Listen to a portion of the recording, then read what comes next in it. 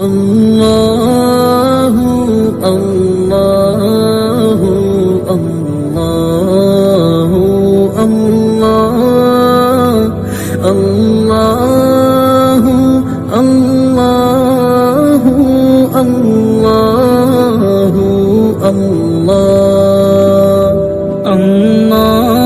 الله الله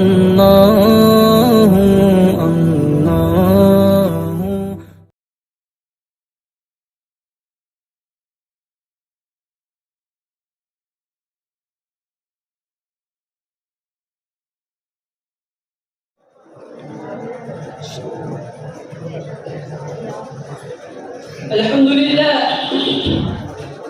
الحمد لله حمدا كثيرا طيبا مباركا فيه.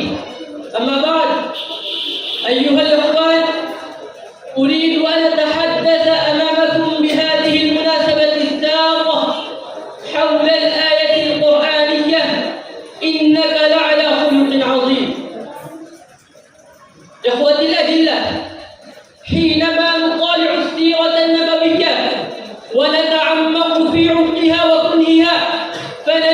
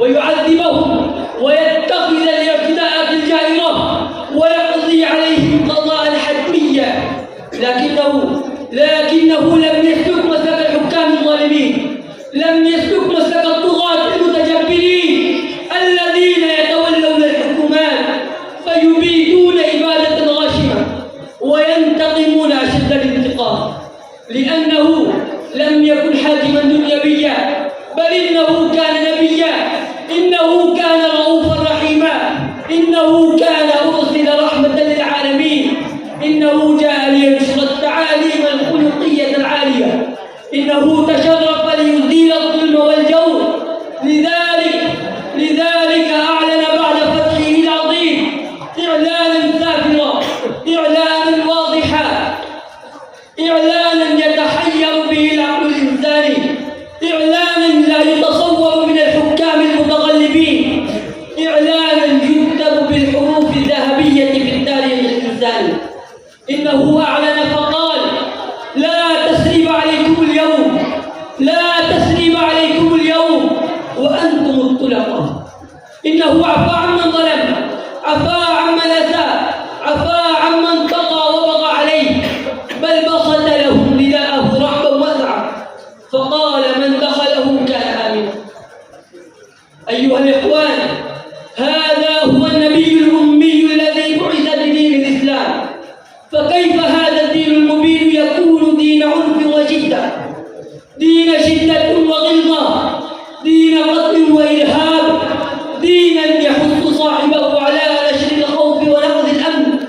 هذه توهم باطلة وافتراءات كاذبة يشوه بها الأعداء صورة الإسلام النقية الجميلة، فيجب علينا أن نتخذ هذه الأسوة الخلقية للنبي الكريم ونقدمها أمام العالم، فتذهب هذه الافتراءات هباء منثورا وتعلو راية الدين الحنيف شامخا وعاليا. أكتفي بهذا القول من الشاعر المتنبي: مضت الدهور وما أتينا بمثله، مضت الدهور وما أتينا بمثله، ولقد أتى فعجزنا عن نظرائه. وآخر دعوانا أن الحمد لله رب العالمين.